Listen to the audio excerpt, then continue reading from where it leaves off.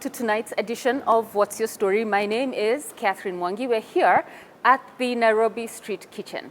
It is a most magical, most wonderful place. If you haven't been here and you live in Nairobi, I'll say to you something that one of the brains behind this concept said to me when I first met her. She's like, what do you mean?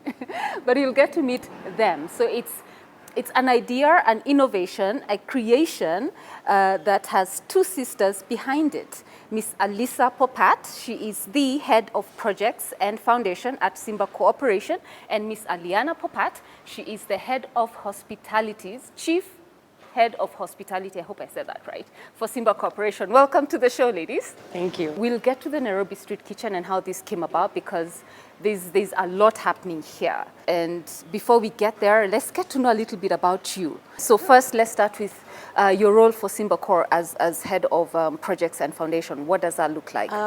So as head of projects, I basically work on any internal projects that the company decides to do. Okay. So whether it be Nairobi Street Kitchen or a renovation of a showroom or any new projects that are upcoming. Okay. And then as head of foundation, we basically run our CSR arm of our corporation, where we focus on upskilling youth with automotive skills.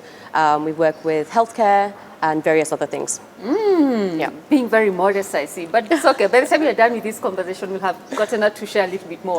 But I also see, when I was reading your profile, you also are very passionate about community work with obviously an angle on sustainability. Yeah, so I also sit on the board of the Ma Trust, which is a NGO based in the Masai Mara, which has been a really interesting experience. It basically works on creating a balance between the animals and the wildlife, as well as the people and the tribes that is their home. Yeah. And so creating a balance of that ecosystem. Yes. Yeah. We'll get to that. We'll get to how that came about. Miss Alyana, in this tie and dye jumpsuit, yes. So, chief head of hospitality.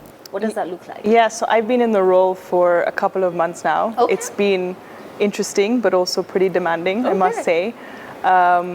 So we have, under Simba Hospitality, we have multiple properties, some of which I'll just throw some names out, but, Villa Rosa Kempinski, Olari Mari Kempinski. We have an investment in Hemingway's. Obviously, this space, we have a space across the road called Aspire Center that does conferencing.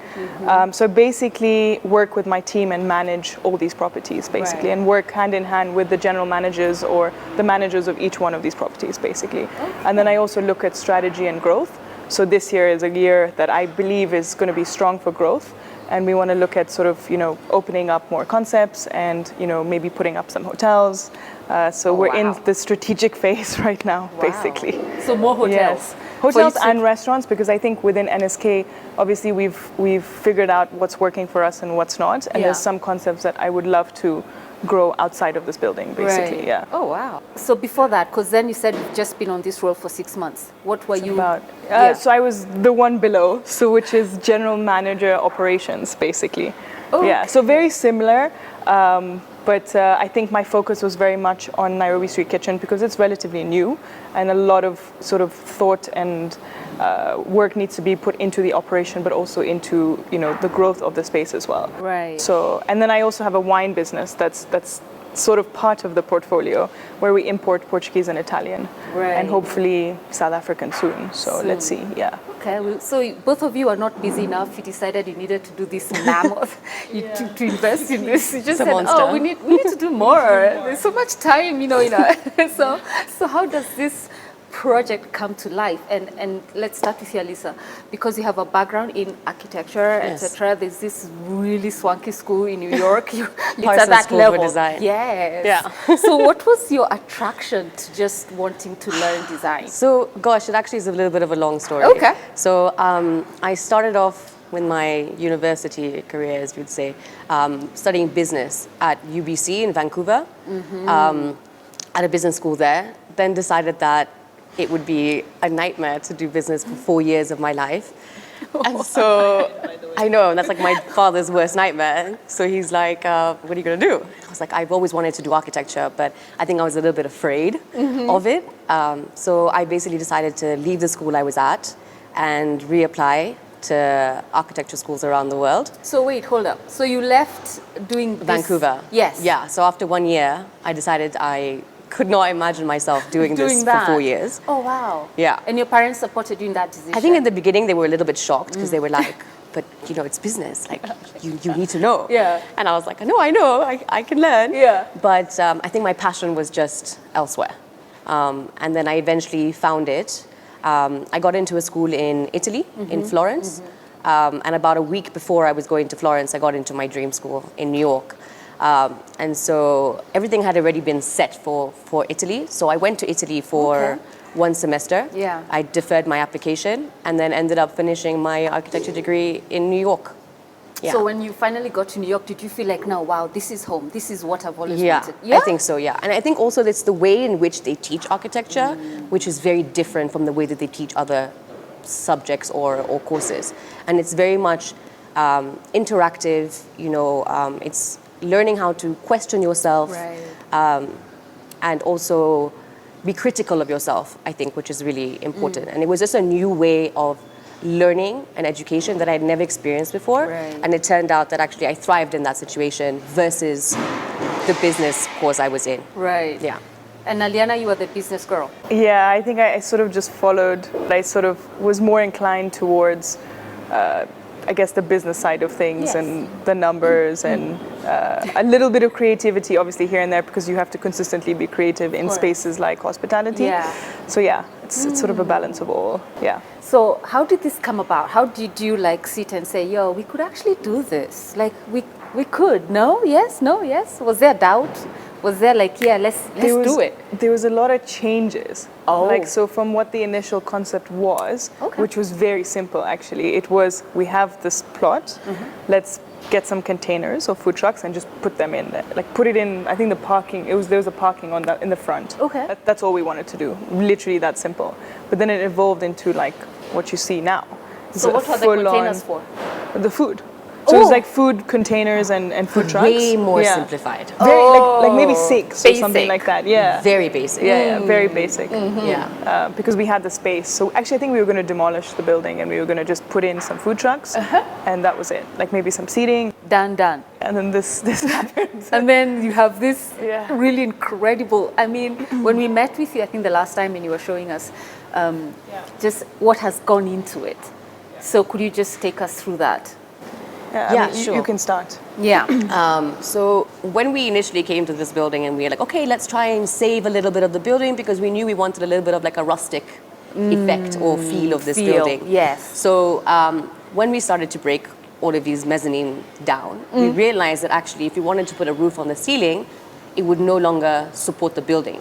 So we built an entire skeleton to support this entire building. So if you actually look around and you see these steel columns, not the concrete These are ones, the black ones. and you actually follow them up, you'll notice that there's an entire skeleton holding this building.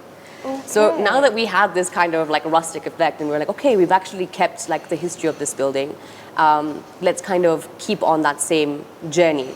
Was that So- important to you to keep the history? I mean, I think it kind of came with the rest of the project got it. in a sense that our ethos kind of became sustainability, recycling, repurposing materials.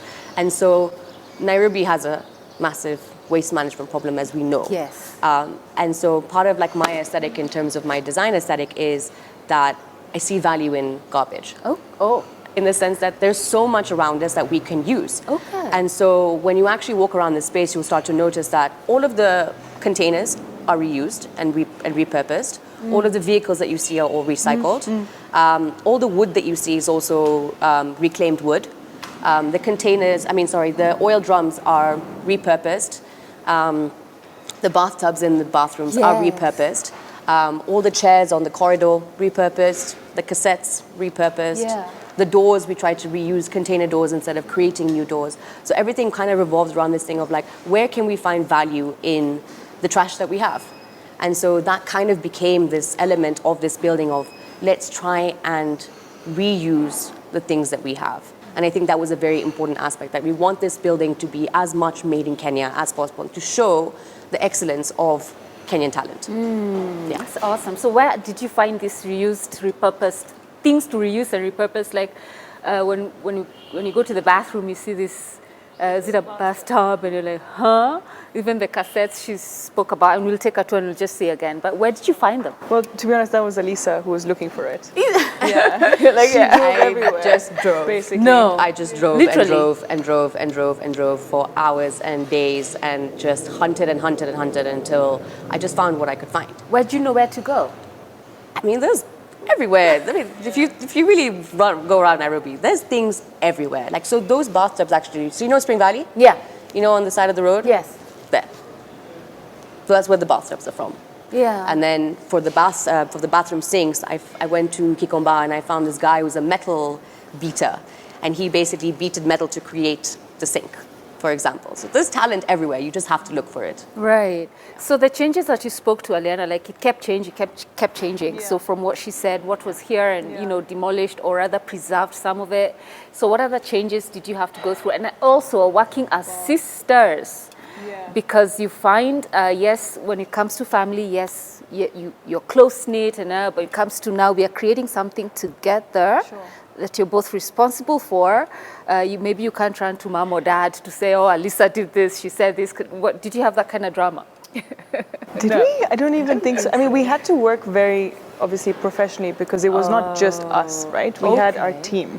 We had, I mean, she had her team, I had my team of, you know, there was everyone. There's legal, HR, finance, you know, multiple different people with different skills. So, you know, but at the end of the day, even though it was our project, we were leading it. Yes. So we had to be very professional with each other. There was no, you know, pettiness or little fights that you would have maybe as siblings would. So, yeah, I don't think we actually had any issues. Just fight about clothes as you can see. Yeah, they're very I think basic we had stuff. to be mature. So Okay. yeah. I think so it was flowing very well. It actually. was, Yes, eh? 100%. That's fortunate. Yeah. And what was that creation period like? How long did that take? Oh my God. I mean, 5 years now? I think the 5? idea was about 5 years ago? before we opened. 3 Yeah. or 4 years 3 years, before we opened. and then COVID was in the middle, Yeah. so it kind of gave us an extra year as well. We couldn't open in 2020. which we couldn't open. So, yeah, it was. There was so many different parties involved, and because of that, it consistently evolved. Like it was supposed to be a partnership first, and then it's something we decided let's do it on our own as Simba Corp. Yes.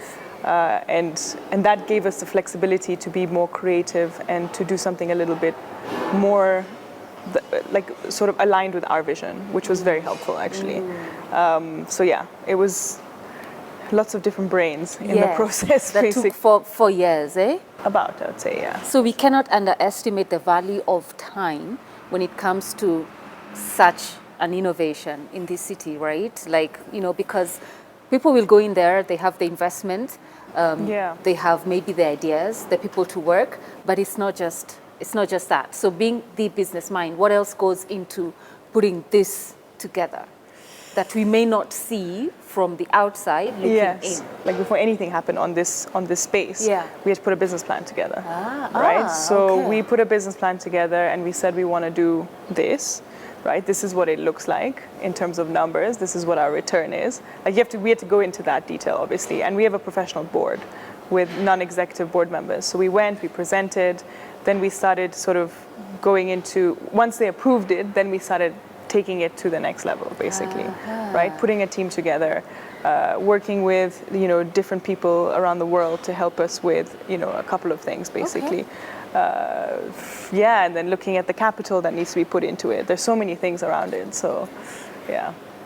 I like that you've said that. You know why? Because there's this narrative, which is a misconception, that just because you have it or you've done it well before, then this should be easy. I mean, you know, so hearing you driving all over Nairobi looking for bathtubs and old cassettes and I don't know what else, and then you saying, no, it went through the right steps, the business plan. The board had to approve or disapprove or ask questions. So that for me is helpful to people watching who also feel like, you know, it just doesn't fall from the sky. There was blood, sweat and tears. What did the hard days look like? I feel like Blood, the hard sweat, and days tears. so I think her hard days are different than my hard days. Yes. So let me hear yours first and then I'll come to My hard days were, so just to give context, when we opened, I was doing my master's. So I got into a very good school, and I kind of decided that I don't want to miss out on that opportunity because it exposed me to a different part of the world, but it also exposes me to a huge network that would benefit me hospitality-wise in the future. Okay. So I took that, I think I left in December 2020. So I did to go outside the to country. the US, yeah. Okay. So I did my first semester online, unfortunately, because of COVID. And then I went there for 2021, but I came back when we opened. In I think it was June. I came back in June, spent about a month, had an internship in Dubai, but told my boss, can I work from Kenya? So a lot of, it worked out anyway. And then I went back and finished. So you were doing your master's while this was going on? So I was doing my master's while we were almost about to open. Yes. And then we opened, and I managed to come here for about a month while do an internship at the same time, because I had to do an internship for my master's. Yeah. And then I left, finished it, and came back. Yeah, I couldn't. It was an opportunity that for me was just a no-brainer. Okay. Yeah. Okay. Yeah. And yours? And what were your hard days like? I mean, very difficult. I think this project was, one, I had just graduated from university. Okay. So I graduated with thinking, I literally knew everything, which was the biggest lie I told myself. Oh. Because actually, university is great in the sense that it teaches you a lot. But one thing it doesn't teach you, I can say within the architecture industry, is that it doesn't give you real life. It shows you how to design something that looks good, but actually to execute it is a completely different thing. So first entering into this project, I was a bit like, oh, I know everything, like I can do it all. Yeah. And then after like my first day, I was a bit like, oh my God, what have I done? I've literally put myself in this position now, and I have to now hand over this building that I have absolutely no idea how I'm going to do it. Did it feel daunting? Very much, very much. Okay. Because I was 22, 23 years old when I started. Oh, wow. And then so I kind of gave myself that opportunity to say, okay, just learn. You have to learn everything about everything, whether it be from structural engineering to mechanical engineering to electrical engineering to pressure of gas or whatever it was. And so I just started learning and learning and learning and learning, and to a certain extent faking it until you make it. And then some days were hard because you have to pretend like you know what you're doing, and then go home and be like, okay, let me figure out what I was saying. So wait, or didn't figure you? out what's going on. Or what you learn in university, like you said, theory is very different It's now from very, real very life. different. It's completely different. So something as simple as like a little subname called MC means main contractor, and I had no clue. So in my first meeting, they were like, oh yeah, the MC is doing this, the PC is doing this, and I'm like, what is an MC? What is a PC? I've never even heard of these things. And so it was just learning. So for 4 years, I basically did like my own personal masters, and I just learned, and figured out everything that I could possibly do. And then I think the biggest thing was when you're creating a space like this, you want it to be an authentic space. And I think being original and being authentic is so hard. To always be authentic is so difficult. And so it was like looking around and being like, how do I create something that everywhere you look, you're going to be like, oh, wow, they thought about that. Oh, okay, they really, really did this. Yeah. And then I think also it was an opportunity to meet lots of artists. Yes. I met lots of different artists that basically worked on different spaces of this entire building. And it was kind of like, okay, this is what I've done. Come into the building and be inspired by it and create something. So it wasn't like me saying, paint this here. Yeah. It was like, you come, spend time here. And for the longest time, there was nobody here, right? Because it was during COVID and nobody could come. So we were walking around this place like a little museum. That was just our own personal little museum. And I like that you said, you brought up that, the feeling aspect, Yeah. because when you walk in here, you're just like, oh, wow, are we is this Nairobi? Wow, and as you keep walking, wow. Yeah. So when people respond to you and give you that kind of a feedback, especially, during those formative years when you just open and there was that wow factor, we're all walking, oh, wow, and you can move around, and of course you have grown and expanded, and we'll talk about it. What does that feel like, Alyana? What, when someone walks in and they're like, wow? It's a wonderland. It's like, oh, to you, you're like, yeah, man, wherever. Yeah, because you see this, like, I mean, I work from here every single day, basically. Yeah. I think it's special, I would say. I think as my father always says, like, he has this philosophy. He's like, whenever we want to do something, we always do it at the highest level. And I think we see that with Kempinski, specifically, and the one in the Masai Mara as well. And and it's something that I think we want to continue whenever we produce something or whenever we build something. So I think we reached that, to be honest. So I think for me, it's like we envisioned something and we implemented it to a level where we were, I would say, happy with it, and where anyone who walks in is like, this is something unique and special. And I think that's important. That's one aspect of it. And I think the other aspect of it, as she mentioned, is that we worked with locals. And I think that's super important, right? Like everything in this building is Kenyan made or Kenyan designed. And I think that's something that people should realize, is that we have so much talent in this country and we shouldn't take it for granted. Yeah. I like that.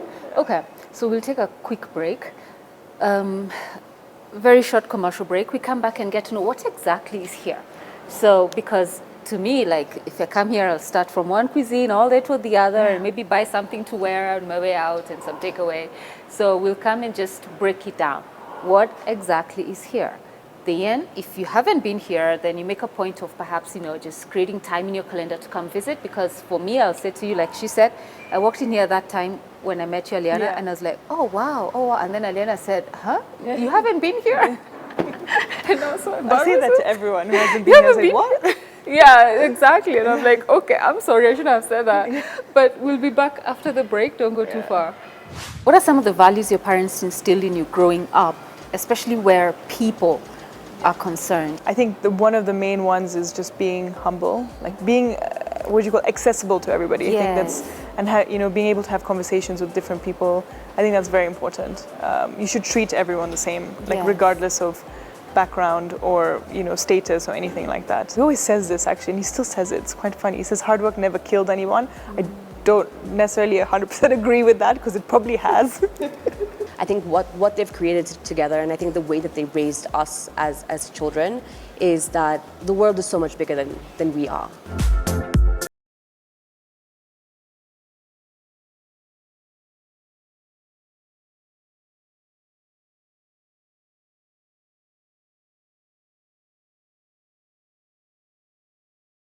I'm Catherine Mwangi. We're here at the Nairobi Street Kitchen with the two sisters who created, conceived, innovated this space. In part one, you had how that came about, their educational background, the challenges they had to go through, and of course they have summarized it, because to do a project of this magnitude, you just can't cover that maybe in 10 minutes. It's a whole life story. Maybe one day we'll get to read a book that you've written about what it took to establish this space. But we're here with Miss Alyssa Popat. She is the head of projects and foundation at Simba Corporation, and her sister, Miss Alyana Popat. She is the chief head of hospitality at Simba Corporation, and you have told us what your roles there entail. So we come back to, we were discussing during the break, and we said we're going to go back to your backgrounds, growing up.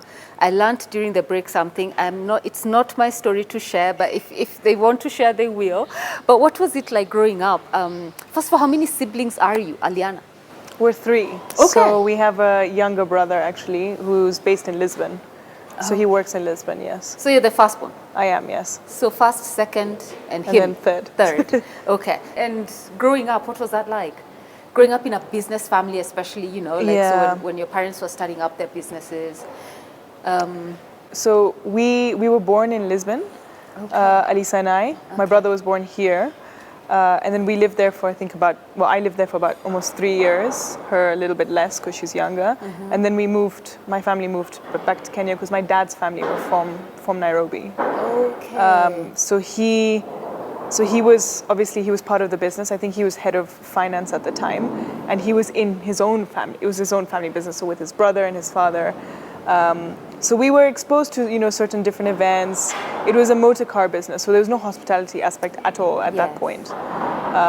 So, we would go to events, we would meet different people, but, be exposed to different kinds of cars. I'm surprised that we don't have a big passion for cars. Yeah. Okay, so you grew up in this setup, business events, you were exposed to Yeah. business at Yeah. a very young age. Yeah, and then the hotels came up, and again, we were exposed, obviously, minimally at that point, but because we were in school. We went to boarding school and then we went to university. So we'd come back, we'd see this hotel being built, and, obviously not be part of it because we were still in school. Yeah. So, but Yeah. you'd see it, like you'd Yeah. see it, you'd engage with a few people here and there. Yeah. So it was interesting. Actually, I didn't really know I wanted to be in hospitality until like later on. Yeah. Yeah. What I did went, you think you wanted to do then, as a teenager? actually, younger, I wanted to be a journalist. I don't know why I wanted to be a journalist because I was very shy. I didn't have any confidence. I wasn't very outspoken. So, but I don't know why journalist was something that was interesting to me. Yeah. I guess I saw a couple of people on CNN and I was like, seems like a very cool job. Yeah. But then I moved back, and I didn't even start in hospitality. I went into business development, and I worked with the head of business development at the time, who was obviously very well trained and went to a very good school, and I learned a lot from her. And then I think at some point I was like, actually, hospitality seems cool, seems interesting. And Yeah. then it just happened from there. Yeah. Sort of so just naturally. there's a marriage between Yeah. all of that and what you're doing now. And you, Alyssa, growing up, you seem like you're the rebellious child. Are you? I am the middle child. Yeah, she is. So I don't know if that means actually is. anything. You know? But I'm the middle child, and I'm You're not the rebellious one. I don't know. I think I'm the a little bit. rebellious I'm a one. little bit rebellious. You are? Yeah, for sure. I think I was just always very curious as a kid. Curious is So a I good had word. like maybe too many questions to Yes. ask, or I always wanted to just like. I think our parents were quite strict with us. Yeah? You must go and do something. You can have like a 2-week holiday if you want, but the rest of the time you must be doing something. And so as a kid, obviously you're very upset about these situations. But now as an adult, honestly, I'm very appreciative of that, because I think that we're very well-rounded, whether it be sports or, to be honest, anything. Yeah. And I think that was really enforced by our parents as kids. And I think I would do the same for my own kids. So Yeah. my dad went to boarding school when he was very young. He went to Seven Oaks. And so when it reached, 14, 15 for us, our parents were like, see you later. And so they sent us to boarding school, from a very young age, because for them, it was part of the education. It was like, you must be able to take care of yourself. Yeah. And so I think today, if you ask our dad, he can literally be like, I can place my children anywhere in the world and they will be okay. Yeah. And I think that's what he was trying to create. And so while, as kids, you were kind of a bit like, oh, this is so annoying.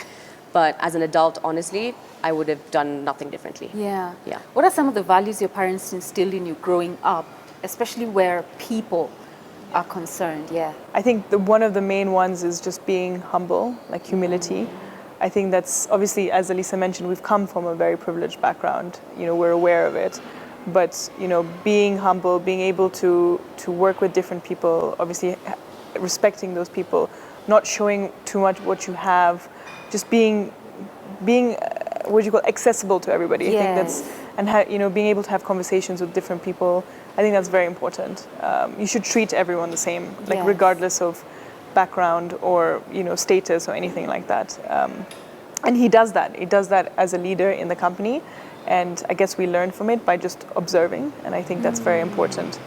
I think the other one is, there's so many actually, to be honest. Yeah. I would say the other one, I guess you could call this a value, but it's sort of working, like hard work, because he always says this actually, and he still says it. It's quite funny. He says hard work never killed anyone. I don't necessarily 100% agree with that, because it probably has.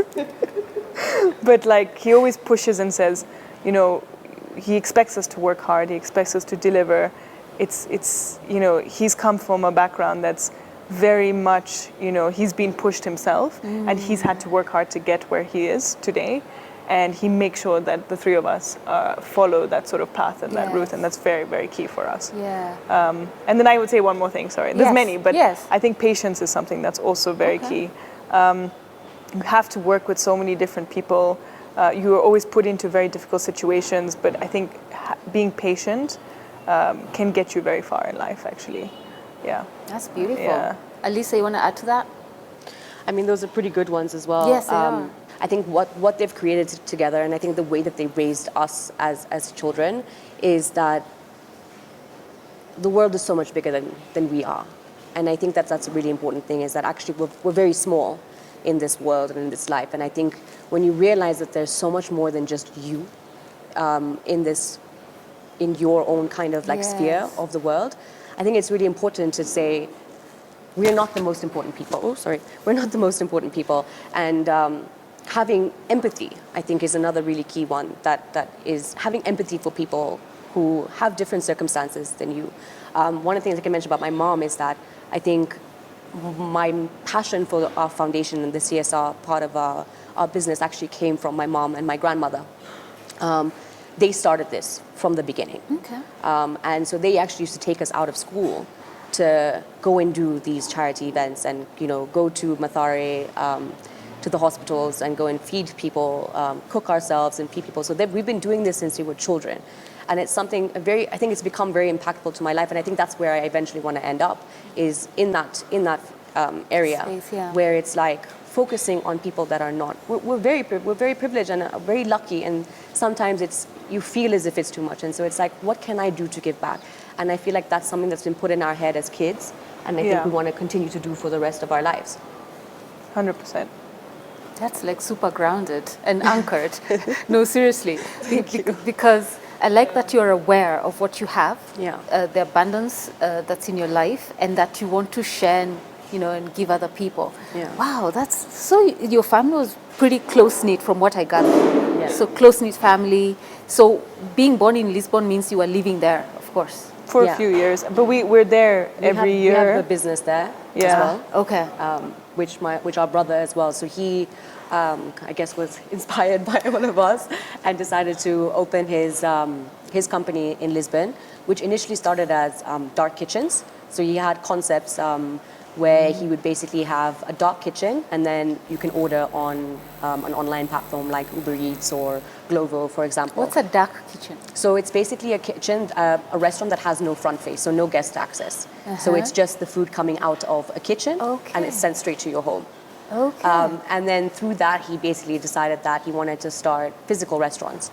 And so now I think he's opening his third or fourth now in Lisbon, and he's doing really, really well. And he also runs the hotel that we have there. That's amazing. Yeah. That's amazing. So when there's family conflict as a result of maybe business or your different ideas in business, because these things are inevitable. Yeah. What's the mechanism around solving that? We sit and we talk. And we let everybody open up and express their opinion and their views. But I think it's also, it's funny you mentioned that, because we're in the process of structuring like the family sort of constitution and governance for the way forward, because at some point it will be, right now obviously my father is the head and the three of us are sort of working together, mainly us in Kenya, and then my brother is in Portugal, but at some point when we now move to the next level, there needs to be some sort of structure to manage things like conflict. And so we are looking at that, and we're looking at also just bringing in a sort of what we would call a council of elders. This is for the future, obviously, where we would have maybe, 4 people that we sort of trust as a family to be pretty impartial when it comes to certain decisions and conflicts, and to give their advice. So going forward, we will probably have a council of elders where let's say if we fight or something happens, we would go to them and say this is the situation, and they would sort of help us address it. Yeah. Right now we just talk as a family. We sit, we like I said, we spill basically. Yes. And we get to hear each other's opinion, and then we take it from there. So the space is created for that sort of openness and vulnerability, and after that I think it's taken time to be like that, but I think right now, at least I feel that it's a lot more open. Yeah. And we are able to be open with each other. Our parents didn't really also give us an option. It wasn't like an option like... Yeah. There was only one kind of concept that was given to us. You must be together. Oh, wow. Like, there's no option that exists where you're not. No. So it's something that has been drilled into our heads since we were kids, that there's only one way in this life, and it's the three of you must be united. So even if you fight, fight. Do whatever you need to. Yeah. If you need to get physical, do whatever you want. Yeah. But at the end of the day, when you come out of that situation, you are united. It was not an option for us. No. Like, it's not like it's ever going to happen. No. Like, in our mind, it's like, no, because it's the way that we were raised. We were always going to be united. And so having parents that consistently preach that to you, kind of like, even if we were to fight, we'll fight, Yeah. no problem. Yeah. But when the fight is over, Yeah. we know what Back happens. together. Yeah. I think that's a really important key, because I've seen family businesses. It's no secret. I mean, we even read about it in the papers. Yeah. Family members just are so unkind. And I just, lay it all down to, it's just so unkind. So if say the parent passes on, then you find everyone is taking each other to court, and everything is changed, and no one is talking to who. And we have seen big chains in this country crumble. I won't mention them, but they've crumbled because there's just no solid foundation at family level. Yeah, so to hear that you're even going to have to constitute the family constitution and have a council of elders, I think that's pretty powerful. I really think it is. I mean, kudos to your parents. First of all, you're very hyper aware of what you've been blessed with. You're creating spaces for others to thrive. You want to give back to communities. Obviously, you have people around you who come in the name of friends or friendships. And again, as is normal in life, not everybody has good intentions or motives. So how have you been able to, and this question goes to the both of you, have you been able to know or discern this, what am I saying? Like, I get you what you're saying, I guess. Is this for real or not? I don't think you know every time. No. I think you could be friends with people and then know in years after. Depends on certain situations that you're put in together, I guess, if you know what I mean. I think what I would say is that I think when I had moved back from my first degree, I had a lot of friends. Like, I knew a lot of people. But if you ask me now who are my true and dear friends, it's a very small handful now. Yeah. And honestly, I don't need more than that. I think if I'm able to give my full self to 5 or 10 people, that's enough, because already life is so hard and hectic that I rather not spread out me with too many people. Yeah. And also, I think we're very lucky, but we also have friends in family. So obviously, besides my siblings, our cousins were very close. We're lucky that our family was brought up like that. So our second cousins are like our siblings, So we have the family side and we have the friend side. But yeah. I get that. Yeah. Okay. I think a very difficult time for me actually was when Alyana was at uni for her master's.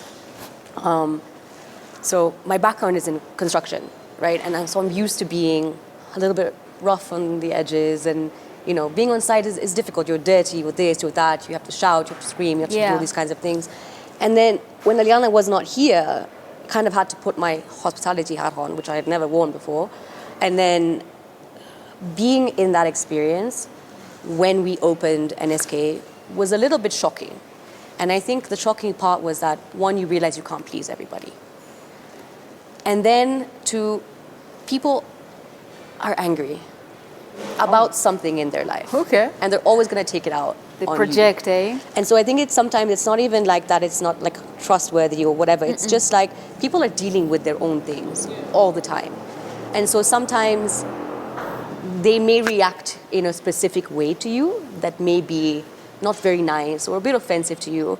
But I think sometimes I feel like we misjudge people a lot. Okay.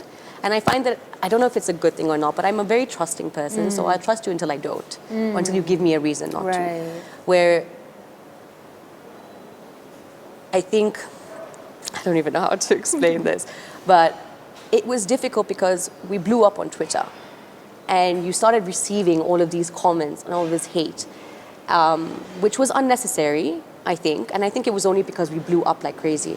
But what happens is that you have lots of people now who now know you, who are now coming to you. And I think that it scared me a little bit, and I became a little bit reclusive after the opening of NSK because it was very overwhelming. Okay. And it was now that your face was everywhere, everybody knew who you were, and there were thousands of people coming to NSK. Like, I remember on day one when we opened, we had 700 people walk in at one go. Oh. And that's a lot of people. Everyone, all the staff on site were just like, what is happening? And they were very shocked. And so it was like lots of people came, and every single person had an opinion. Whether it was a good opinion or a bad opinion, they came to make an opinion. And that was very difficult for us on that side, because it's like, don't you see how hard we've worked? Yeah. Like, can't you see what's gone into this? And you come for like 5 minutes and make an assumption about us. And so that was very difficult. And so after that NSK, I think I became a little bit reclusive, and I was like, I just need to not be in the limelight. I need to just hide a little bit. And I became like that. And I think something similar to Alyana, where I kind of reduced my friendship circle to a little bit smaller, because I was just like, I'm finding it more hard to be trusting because I just don't know. Yeah. And I have no idea. Yeah. And so currently my 4 best friends are my dogs. Okay. I'm kidding. So you have 4 dogs? We have 4 dogs. Oh. Yeah. Okay, what are their names? We may as well as know them. Ghost. Ghost. Okay. So 4 huskies. Ghost. Second one is called Apollo. And then Loki and Luna. Okay. Yeah. Pretty. Yeah. So those are your 4 best friends. Yes. And of course now your family. Yeah. And also my husband. I'm also married. Oh, and your husband. Yes. Okay. Oh, I think what you said is really, because when you're in the limelight, there's little appreciation for the story behind how you got there. So a lot of people will give judgment, but the way I hear you explain it, where you step back because you want to protect your energy and your space until you're ready again to, come out. Yeah. And I want to believe maybe, this is how old is this space? 5 years? Since you opened? Since creation. 2. Oh, since we opened? Yes. Since you opened now. Not creation. No, since No, opening. opening. 2.5? 2.5. Almost? So in 2.5 years, when you compare from that time, when you had 700 people walk in, to now, have your perceptions changed about who surrounds you? Yes, 100%. How so? I think I think the last year, I would say I've been more into energy. And I guess it comes from a couple of friends of mine who have also tried and live their life based on sort of vibe and energy. Yes, the because I never flow. really thought about it that much. Yeah. I was never really super spiritual and deep. Not that I am, but I'm trying to be, obviously. And I try and meditate every day if I can, even if it's for 5 minutes. But yeah, I think you know. I think you know when you were around people what their energy is like. Yes. What comes out of them, how they interact with you. Are they looking at you in the eye? Are they eager to learn from you or listen? Yes. I can't explain it. Like, you just know who has good energy and sorry to say, but who doesn't have good energy. No, I get it. And I like to be around people who have good energy. I think it's a no-brainer there. Yeah. And somehow your energy will repel anything that's not aligned. You also feel uncomfortable. Yeah. Yeah, and you know who you'll be able to open up to or who you're just a little bit closed off to. So energy it speaks louder than anything else, I think, honestly. And you can see it by body language, and you can see it by, like I said, how they interact with you. Those are things that it's obvious. Yeah. Yeah. Okay. For sure. Okay. Has anything changed 2.5 years later? Yeah, I definitely think so. I think putting on that hospitality hat for me really taught me a lot. And it taught me about the balance of both sides. And I think I learned a lot from that first kind of, while she was away, when I had for that first year, where I was like, okay, this is a completely different ball game. And so my initial approach when I first started was a bit like, oh my God, this is a lot. And NSK is a lot. Like, when you come into this space on like a Thursday night and you're just like, this is very overwhelming. But I think through that whole journey, one, I became a lot stronger. I think I became a lot tougher. My skin became a lot thicker. And through that, I think I started to kind of the same way look for things that brought me joy. Right. And brought me happiness and brought me peace. Yes. And I think now it's like I also now appreciate more having a more personal conversation with somebody on a one-to-one versus like hanging out in like a large group of people. Oh, I get it. I would much rather have like a really good conversations. And I think nowadays it's rare to sit and have a really good conversation. Wholesome and it just be a conversation about random things in the world. And it's not about drinking alcohol or going clubbing or just, basic things like that, which are still fun and you can still do. But now it's like I want to get to know people and I want to know, how do you think? Like, what are you thinking about? Like, what do you go through like on a daily basis? Like, for me, those questions are now more important in in the people that I want to surround myself with? Are they Right. asking me those same questions as well? Like, Yes. do they actually want to know about You. what I did today? Right. You know, like in detail, for example. And so I think that's now what I'm looking for and what I found for my life. But it had to come through that journey. I get it.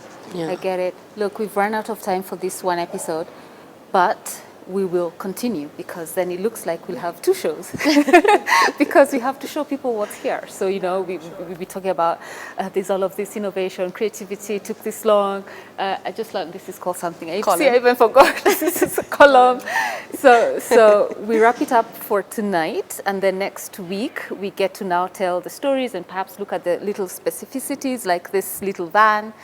And basically just everything, the life, the essence of NSK. You're cool with that?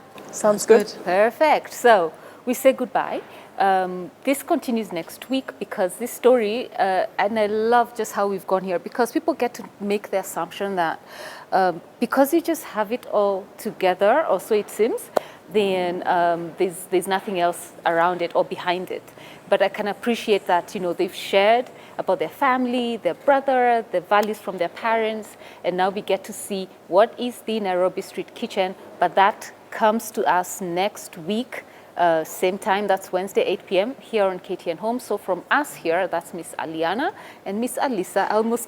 Do you know how much I had to sit here just Remember. like she's the Alyana? You should just mark one, the other one is the S. So from Miss Alyana and Miss Alyssa and me, Catherine, we see you next week. Thank you so much for tuning in. Kwaherini. Do you know Swahili, by the way? Very Kidogo little. tu. Very little.